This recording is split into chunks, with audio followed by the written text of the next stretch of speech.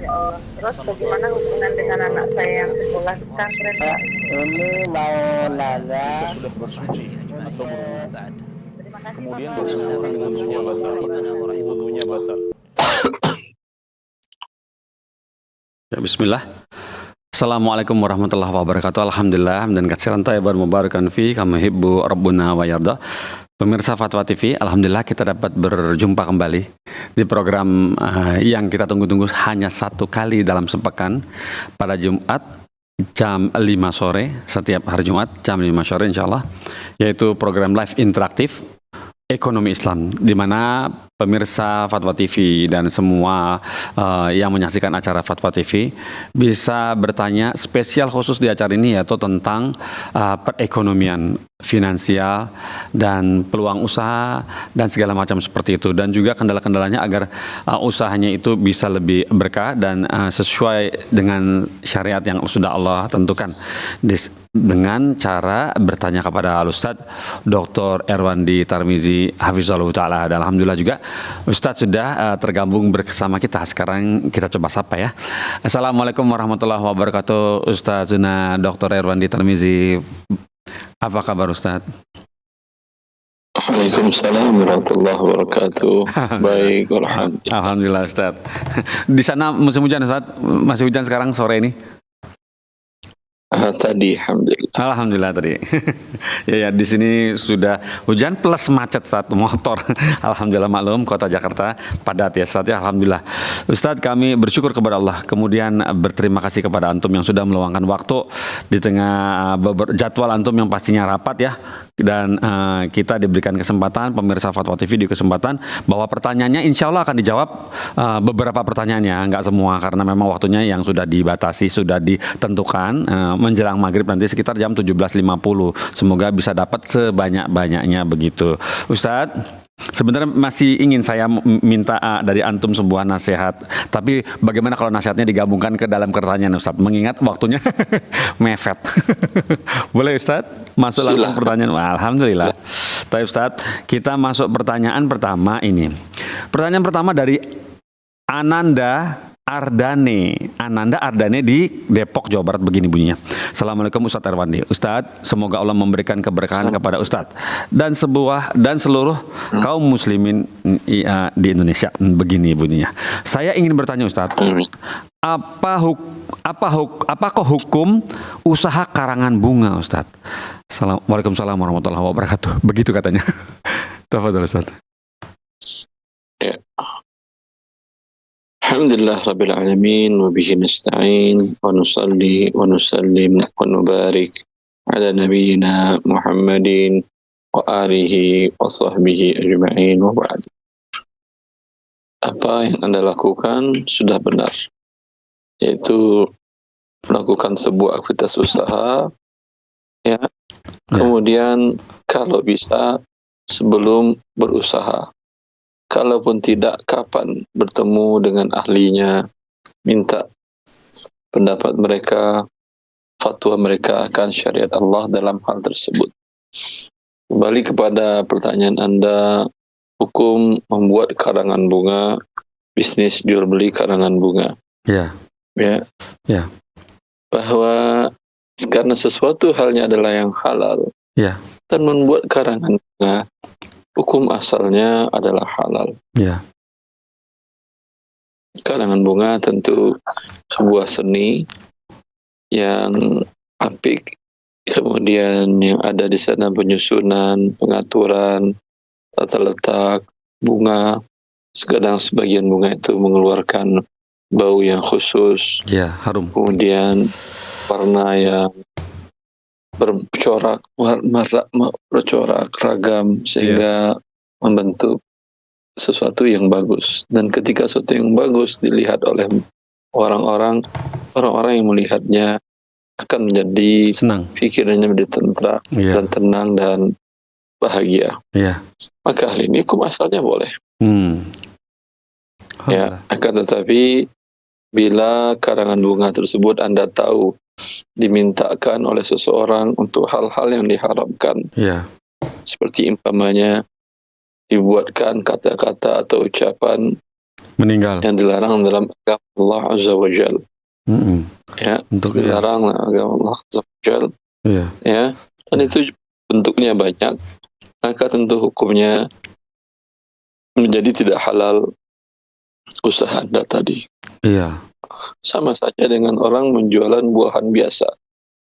Menjual anggur, menjual singkong. Iya. Hukum asalnya halal. Tapi kalau Anda tahu bahwa dia gunakan untuk membuat tuak atau minum yang memabukkan, maka hukumnya menjadi haram. Tapi kalau Anda tidak tahu, orang beli, Pak, anggur 2 kilo, oh ya, silahkan. Singkong 10 kilo, tidak ada masalah. Tapi kalau ada tanda-tanda indikasi dia mamanya pakai PIN menunjukkan dari perusahaan tuak atau perusahaan minuman keras, ya, dan dia beli dalam jumlah besar, namanya 100 kilo. Ini biasanya 100 kilo bukan untuk konsumsi harian. Iya. Konsumsi harian paling banyak dari 10 kilo Iya. itu sudah dibagi-bagiin ke tetangga-tetangga. Iya. Tapi bila 100 kilo itu kemungkinan untuk industri.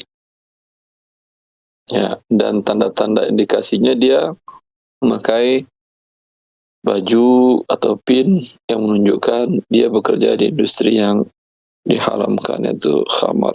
Iya.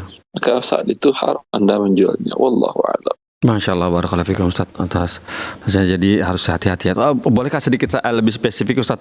Ketika karangan bunga untuk ucapan kematian bagaimana Ustaz? Turut berduka cita itu kan banyak juga Ustaz. Itu bagaimana Pak? Kan antara dua tuh, pernikahan, peresmian, sama kematian. Itu di antara tiga itu yang tidak boleh yang mana Ustaz? Atau boleh semuanya atau tidak boleh semuanya? Nggak tahu Ustaz. Menurut makanya Anda tanyakan tuh.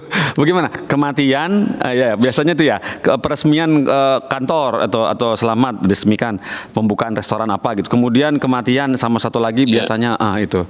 Mana yang tidak boleh yang mana? Kalau memberikan ucapan atas sesuatu kebahagiaan seperti orang menikah, kan ucapan ya yang baik, tentu mereka sangat senang dan bahagia. Iya betul, Masya Allah. Ya. Iya. Selagi itu dalam tahap bukan mereka menyombongkan diri. Kalau orang lain umpamanya ucapannya dengan WA atau dengan kertas, kalau mereka dengan cara yang khusus dengan harga yang mahal. Ya. Ini bagi si pelaku, bagi si yang pesannya. Adapun bagi yang pembuatnya, seperti pemilik usaha tadi, dia kan tidak tahu. Iya. Ini orang pesan untuk kebutuhan berbangga-bangga atau memang kebutuhan yang dibolehkan. Iya. Ini tidak ada masalah. Iya. Kemudian bila eventnya adalah event yang diharamkan, event syirik, ya, event maksiat, jelas itu yang haram. Telah dibuka rumah peribadatan baru begitu, yang non muslim, itu haram. Ya, siap. Adapun yang ditanyakan terakhir tadi, turut bila ucapan kematian, turut berduka cita. Ada larangan dari Rasulullah SAW tentang an-na'yu. An-na'yu itu berarti duka cita tetapi digembar-gemborkan, dibesar-besarkan. Iya. Karena mereka dari kalangan tertentu. Ini dilarang oleh Nabi SAW. Tapi kalau tujuannya mengkhabarkan, ya, pemberitahuan di WA suatu hal yang biasa. Tapi pemberitahuan dengan turut berduka cita dengan bunga tadi, ya, ini wallahu alam masuk bagian dari an-na'yu. Karena tujuannya adalah berbangga-bangga, bukan sekedar pemberitahuan. Begitu Ustaz, jadi tidak boleh Ustaz, kecuali pemberitahuan yang ala kadarnya, maksud yang wajar ya Ustaz ya, seperti pengumuman di WA atau kasih tahu begitu ya Ustaz ya. Sejenis dibesar-besar gitu tidak sebaiknya ditolak job seperti itu ya Ustaz ya. Kemudian ini ada telepon masuk dari Bogor, coba kita sapa sekarang. Assalamualaikum Fatwa TV ya. Waalaikumsalam. Iya, Ibu di Bogor ya. Iya. Silakan Ibu, ada yang mau ditanyakan kepada Ustadz Erwandi, silakan. Assalamualaikum Ustadz. Barakallahu. Ahwan ingin bertanya. Iya, silakan Ibu. Ibu, mohon maaf Ibu, volume televisi atau volume untuk menonton acara kami itu yang Ibu saksikan, itu dikecilkan dulu volumenya. Volumenya dikecilkan, nanti bicara dengan Ustadz melalui teleponnya Ibu saja. Iya. Ya, siap. Silakan Ibu. Saya ingin menjual satu rumah senilai 850 juta. Tapi saya memang minta tolong dengan teman saya. Terus teman saya nanya komisi saya berapa. Itu aja Ustadz Ahmad, berapa ya? Saya mau tanya. Jazakallahu khairan Ustadz. Assalamualaikum warahmatullahi wabarakatuh. Pengen tahu besar komisi maksudnya Ibu? Iya, komisi yang si perantara gitu teman saya itu. Oh gitu. Baiklah Ibu, terima kasih. Itu saja ya pertanyaannya. Berapa atau dari si pembeli berapa gitu? Saya kurang paham ini. Oh gitu. Masya Allah. Baiklah Ibu, terima kasih sudah telepon ke Fatwa TV Ibu. Jazakillah khairan. Tafadhal Ustaz. Ya wallahu alam. Kalau umpamanya ditanya komisinya berapa, kalau Ibu ragu, ntar jangan-jangan kedikitan buat dia, atau jangan-jangan terlalu banyak buat dia, Ibu tinggal katakan dari saya harganya 850. Iya. Seserah Anda jualnya berapa, selisihnya silahkan buat Anda. Oh begitu ya. Terjual umpamanya 900 berarti 50 untuk Anda. Terjual 860 berarti 10 dan seterusnya. Nah, ini dibolehkan. Ibnu Abbas yang diriwayatkan dalam Bukhari, beliau mengatakan bi' hadza thawb bi kadza fama fawqahu fahuwa laka. Jual pakaian ini, kain ini dariku harganya sekian. Iya. Bila ada kelebihannya silakan ambil untukmu. Iya begitu Itu ya. lebih nyaman. Itu lebih nyaman. Iya, lebih tinggi. Anda tidak terganggu kebutuhan Anda, dia pun tidak terganggu keinginannya untuk mendapatkan untung yang besar. Iya. Paham Ustaz, paham Ustaz. Begitu Ustaz. Nah, tadi Ibu yang bertanya di Bogor, seperti itu cara yang sudah dicoba diresepkan oleh Ustaz Erwandi. Jadi Ibu bisa, pokoknya silakan dijual berapa, pokoknya saya terima sekian gitu, 850 gitu ya. Begitu ya Ustaz ya, begitu ya. Masya Allah, barakallahu. Iya, jadi nggak stres ya pakai persen-persenan bingung. Berikutnya Ustaz, pertanyaan datang dari ini agak Masya Allah nih. Dari Agung Wahyudi di Jawa Barat, Bekasi begini, Agung Wahyudi, Bekasi. Begini bunyinya, Assalamualaikum Ustadz Erwandi. Ustadz saya keluarga yang beberapa kali pindah kontrakan. Saya adalah bersama keluarga tuh beberapa kali pindah kontrakan. Selama 10 tahun kami mengontrak rumah. Dan di saat ada rezeki lebih, kami berencana ingin mendep-kan beli rumah. Ingin membayar DP, beli rumah gitu. Tapi kami pernah mendengar Ustadz, lebih baik mendaftar haji dulu. Mohon ya Ustadz, apa yang harus kami lakukan lebih dulu? DP rumah atau daftar haji? Jazakallahu khairan Ustadz. Begitu.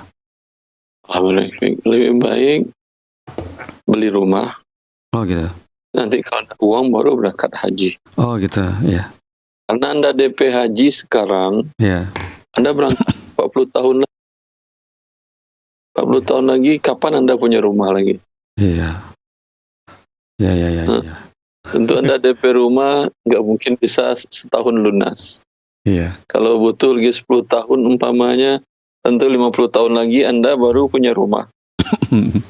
30 tahun mungkin rumah yang sudah kekal ada disiapkan oleh kaum muslimin, besarnya 2 kali 1.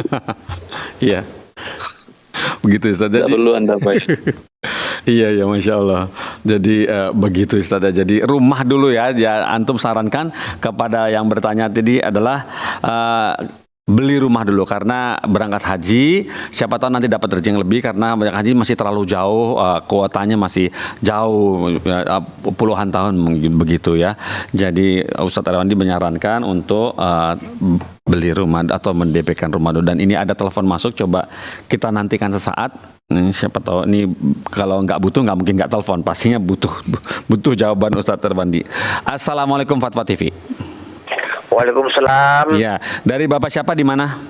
Abu Farid Indramayu. Abu Farid di Kota Indramayu. Silakan Nah, Bapak Abu Farid. Assalamualaikum Ustaz Arwandi. Assalamualaikum warahmatullahi wabarakatuh. Ustaz mau tanya Ustaz. Ada seorang tua itu mempunyai 6 orang anak Ustaz.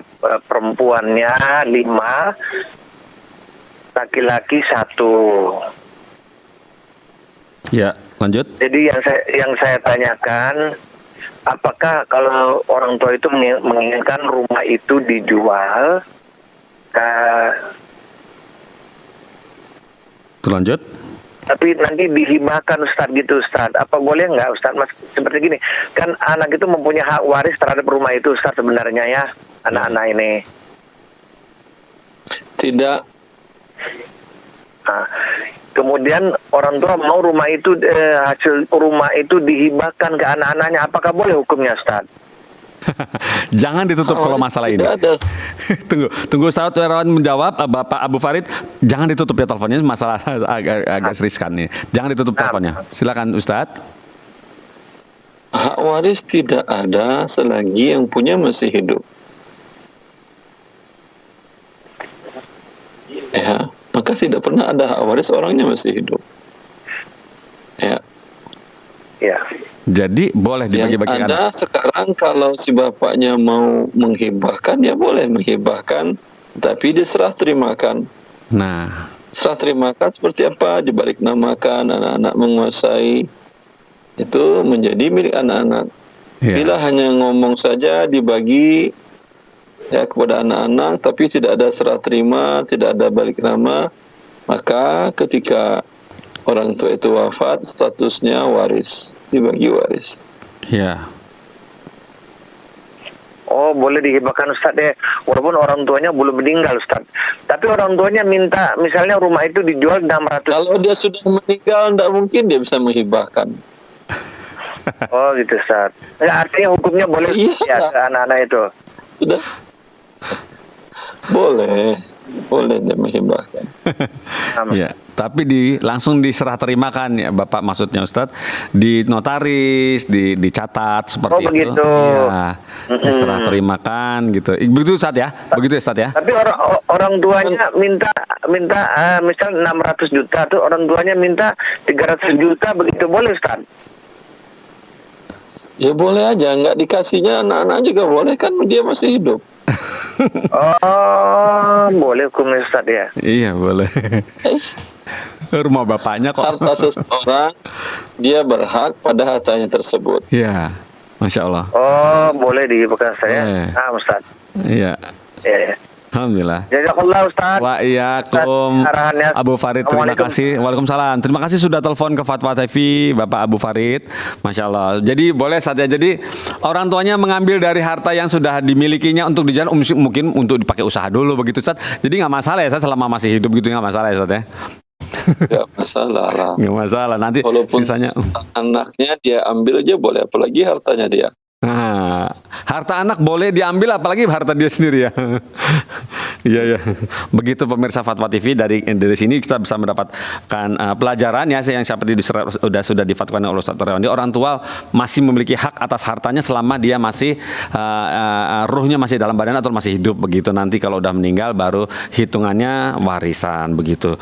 Dan ini sudah ada penelpon. Oh belum mungkin terputus. Toib lah. Coba kita masuk ke pertanyaan yang dari website seperti ini. Dari saat ini pertanyaan datang dari Ummu Zaki, pakai DZAKY, Ummu Zaki, Jawa Barat, Bandung. Begini bunyinya, Bismillah. Assalamualaikum Ustaz Arwandi. Apakah boleh dengan kesepakatan dari orang tua murid semua? kesepakatan orang murid semua, ada iuran kas kelas setiap bulannya dengan besaran yang sudah disepakati untuk keperluan menengok anak atau orang tua yang sakit atau keperluan kelas lainnya. Apakah boleh kita menghimpun dana seperti itu? Jazakallah khairan Ustadz. Kalau sekolah negeri saya tidak tahu. Sepertinya itu komite sekolah ada hak untuk itu atau tidak. Ya. Kalau sekolah swasta, tinggal tanyakan kepada pihak yayasan sebagai pemilik lembaga pendidikan. Mereka bolehkankah atau tidak? Iya. Wallahu a'lam. Masya Allah, begitu ya Ustadz ya. Jadi kalau yang tanya ke mudir yang swasta apa yang negeri Ustadz? Sekolah swasta apa sekolah negeri Ustadz? Yang tanya ke mudir dulu, izin ke mudir dulu, atau ketua POMG itu? Yang swasta? Kan PMG. Yang negeri saya tidak tahu aturannya, tapi kalau Ya. yang swasta minta izin kepada yayasan. Ya. Bukan mudir, bukan kepala sekolah, bukan PMG, tapi yayasan, pemilik Yayasan. sekolah. Ya. Di atasnya mudir ya, yang memperkerjakan mudir tersebut adalah yayasan. Jadi Ummu Zaki sebelum tadi Ustadz Rimli bilang bahwa nanti izin dulu kalau anak ibu sekolah di sekolah swasta, izin dulu kepada yayasan tempat anak ibu bersekolah begitu ya. Kalau negeri Ustadz Rimli melepas. Ya, silakan dicari tahu bagaimana. Kemudian pertanyaan berikut datang dari ini. Arumi Nasution di Riau, Kabupaten Indragiri Hulu, Indonesia. Begini. Assalamualaikum Ustaz Rewandi. Saya membeli kulkas bekas kepada teman saya. Maksudnya dari kali ini ya.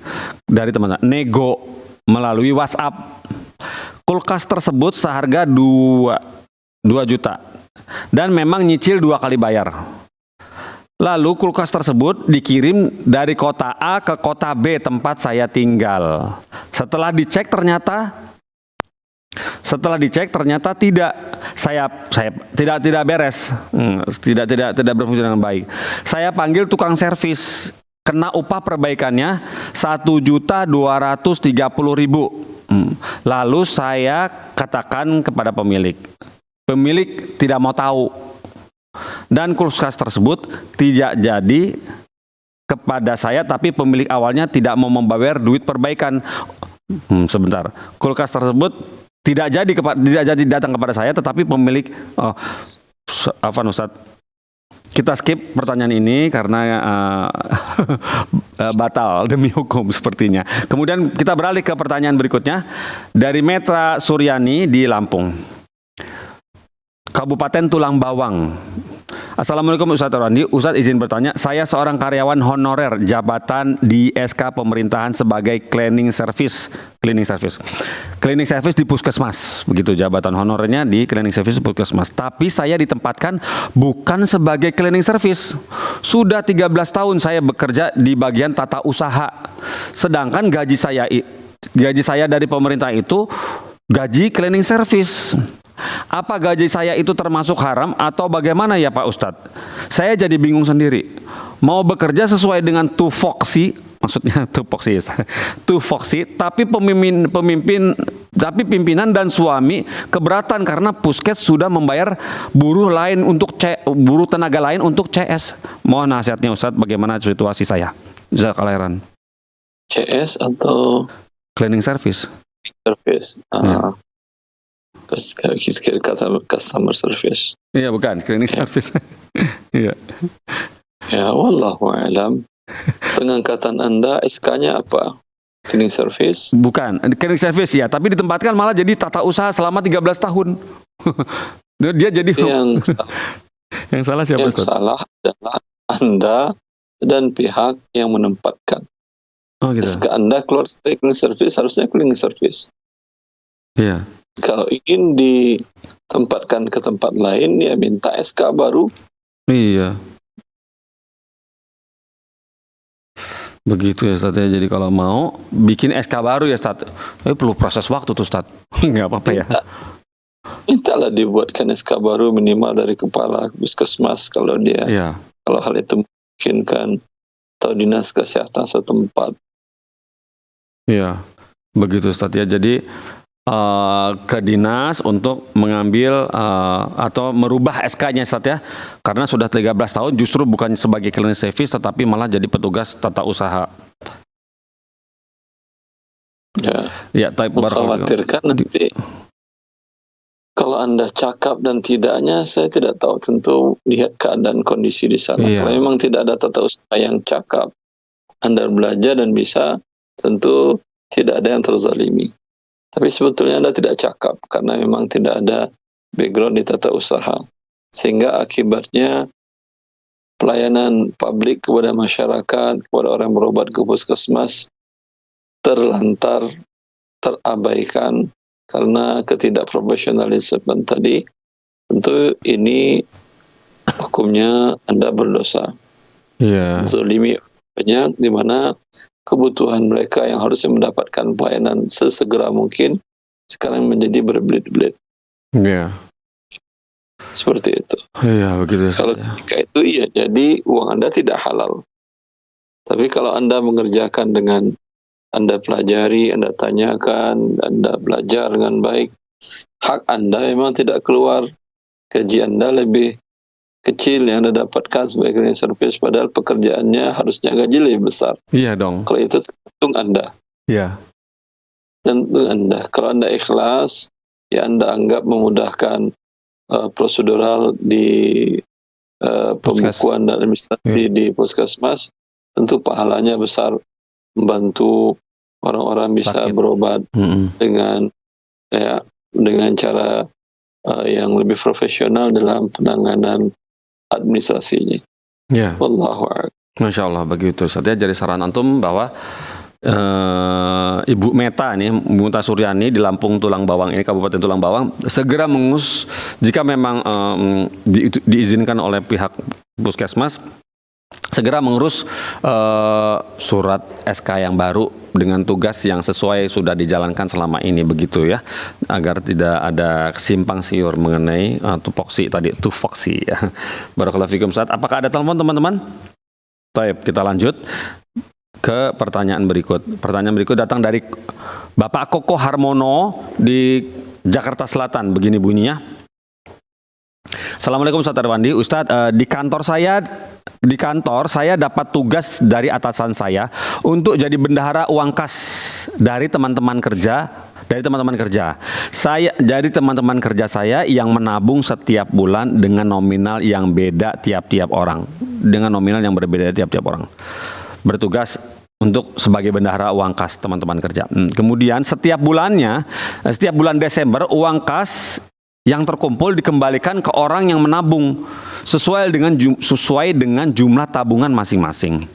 Kemudian ada yang ditugaskan untuk menarik uang secara sukarela kepada teman-teman yang menabung untuk diberikan ke saya sebagai uang terima kasih karena sudah menjaga uang teman-teman dengan baik. Nah, yang mau saya tanyakan, apakah uang tersebut halal saya terima, Ustaz? Jazakallahu khairan.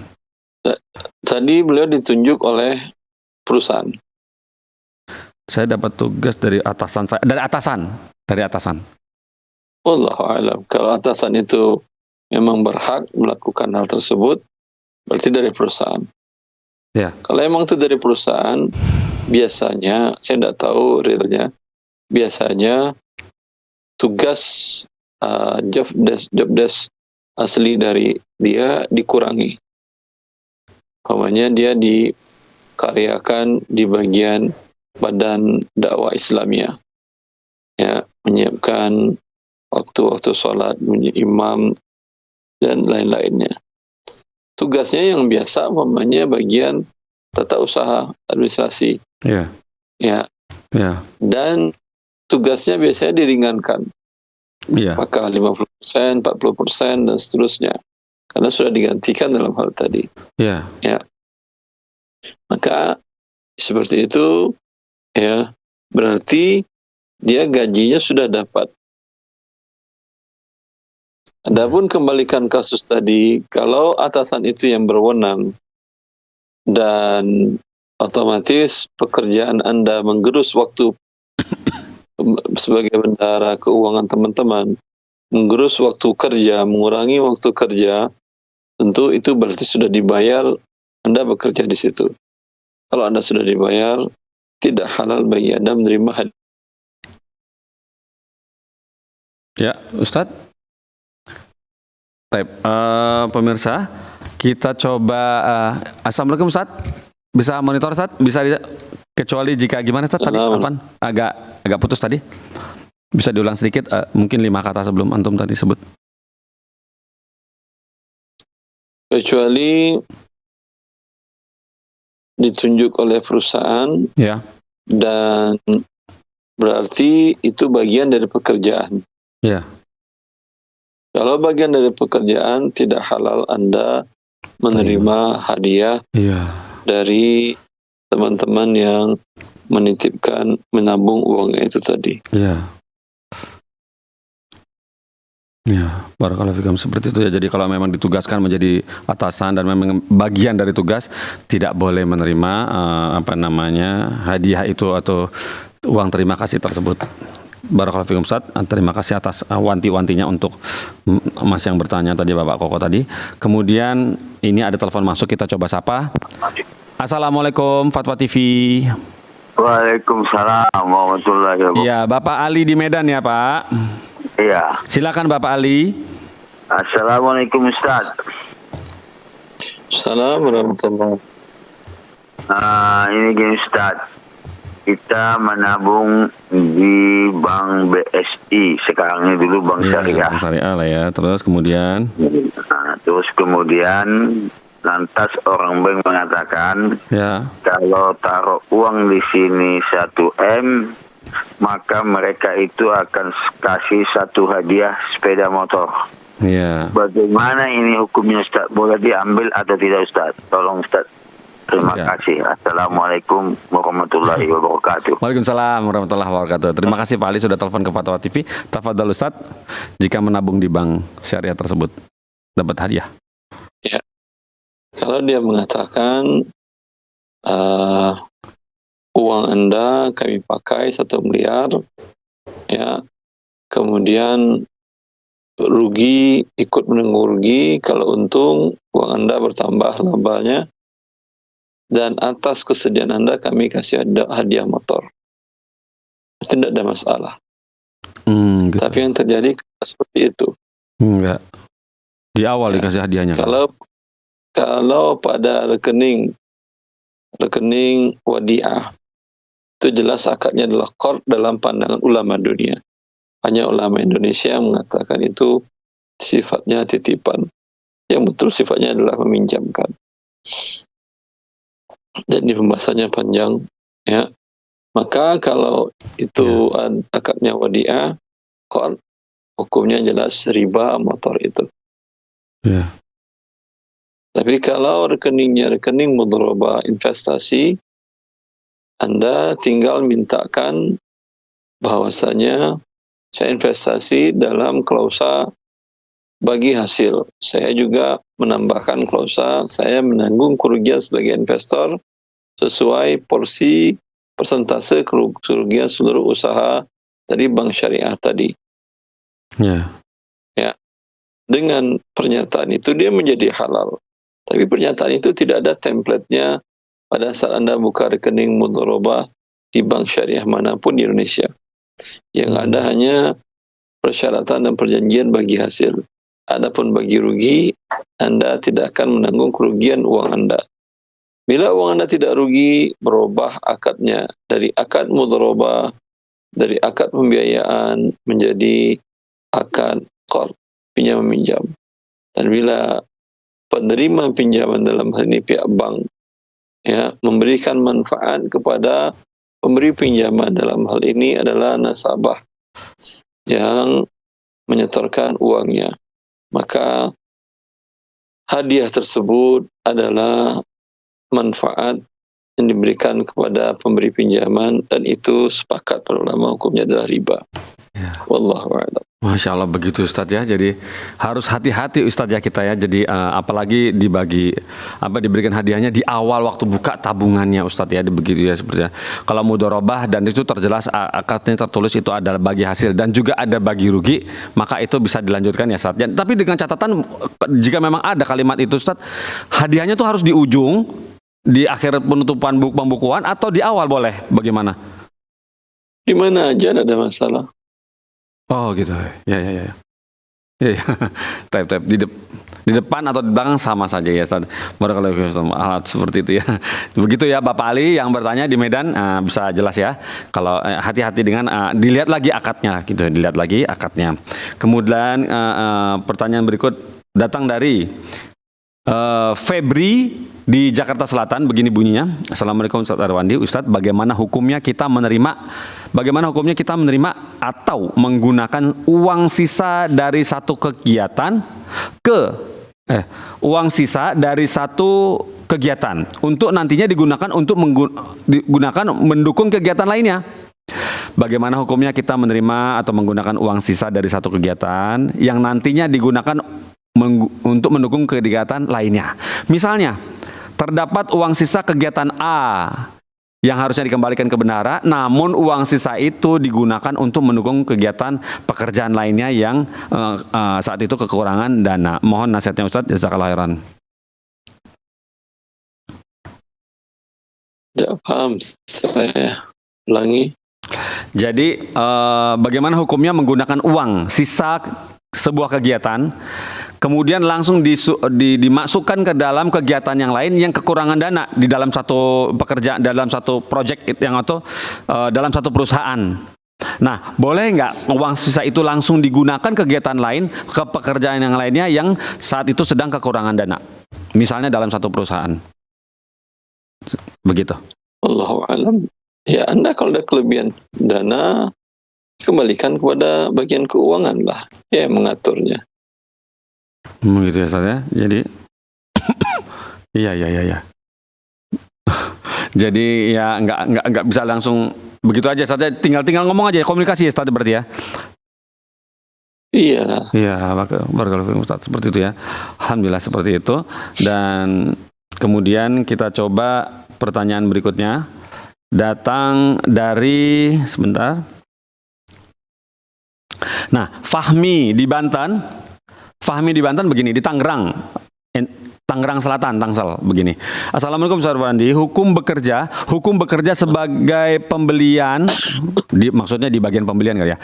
Hukum bekerja di bagian pembelian di perusahaan untuk pengadaan di pemerintahan. Nah, hukum bekerja di sebuah perusahaan untuk pengadaan di pemerintahan.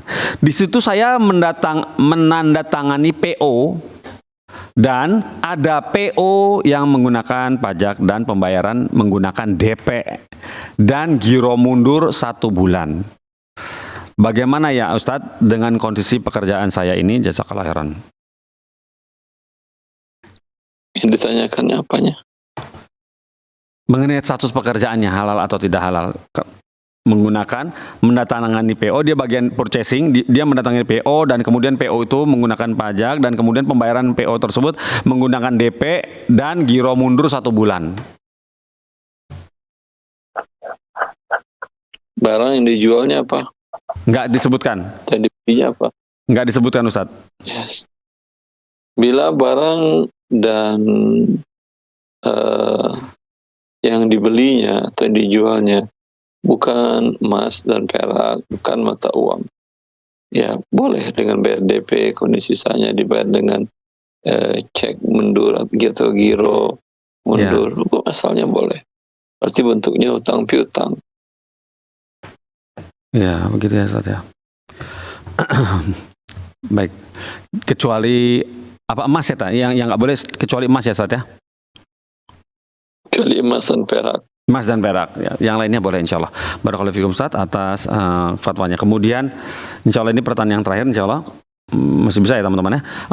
Dari Parit Faisal, pakai P semua. Farid Faisal di Jawa Barat, Bandung, begini bunyinya. Assalamualaikum Ustadz Irwandi. Dulu bulan April 2017 sampai September 2018 saya kerja di sebuah pabrik. Saya sering korupsi, maksudnya Bapak ini ya, bukan Pongki. Bapak Farid sering korupsi waktu seperti istirahat lebih dari 1 jam. Dalam kurung normalnya 1 jam. Jadi korupsi berupa istirahat. Kerja tidak rapi alias asal-asalan. Dulu saya kerja tidak rapi dan asal-asalan. Pertanyaannya saya Ustadz, bagaimana cara saya tobat? Tanda tanya. Kemudian saya juga belum punya penghasilan dari 2021. Sampai sekarang saya menganggur. Apakah wajib bagi saya mengembalikan semua gaji saya ke pihak perusahaan Ustadz? Lalu berapa persen Ustadz? Tanda tanya. Saat ini sulit bagi saya menghubungi pemilik pabrik melalui handphonenya. Jasa khairan Ustadz. Ya, kapan Anda punya rezeki yang korupsi waktu tadi, bila Anda tidak menemukan owner perusahaan tempat Anda bekerja dahulu, Anda berikan ke fakir miskin, niatkan sedekah atas nama mereka. Ya. Hitung sendiri berapa jam keterlambatan, berapa gaji per jamnya, berapa yang harus dikeluarkan. Wabillahi taufik. Begitu Ustaz ya, barakallahu fikum Ustaz, seperti itu ya. Jadi Bapak Farid Faisal, semoga Bapak bisa paham ya apa yang sudah disampaikan Ustaz Irwandi, bisa dikerjakan. Kalau jika nggak ketemu, bisa diserahkan ke fakir miskin ya, lembaga. Barakallahu fikum Ustaz atas fatwa yang sudah antum berikan kepada kami. 1, 2, 3, 4, 5, 6, 7, 8, 9. Ada 9 fatwa. Barakallahu fikum Ustaz. Dan kami alhamdulillah. Bolehkah acara ini kami tutup Ustaz? Silakan. Jazakallahu khairan, barakallahu fikum Ustaz. Pemirsa Fatwa TV, tuntas sudah acara kita di sore hari ini. Semoga Allah mempertemukan kita lagi di pekan depan, di jam yang sama, hari yang sama, acara yang sama, live interaktif ekonomi Islam di pekan depan, insyaallah. Kita tutup dengan kafaratul majelis. Subhanakallah wa bihamdik, asyhadu an la ilaha illa anta, astaghfiruka wa atubu ilaika. Wassalamualaikum warahmatullahi wabarakatuh.